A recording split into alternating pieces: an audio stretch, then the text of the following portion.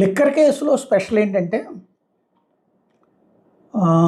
అప్పట్లో జరిగినటువంటి ఓటుకి కోట్లు కేసు ఉంది కదా. ఆ కేసులో చంద్రబాబు గారి పేరు పదే పదే ప్రస్తావిస్తూ మొత్తం రేవంత్ రెడ్డి మీదకి తోసేసి కథ నడిపించారు. ఎందుకని?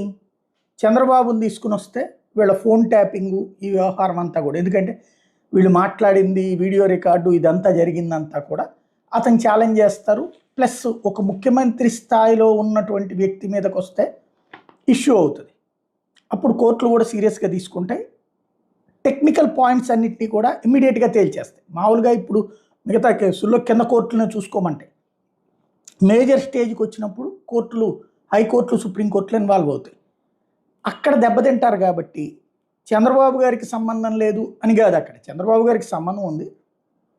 బట్ ఇదంతా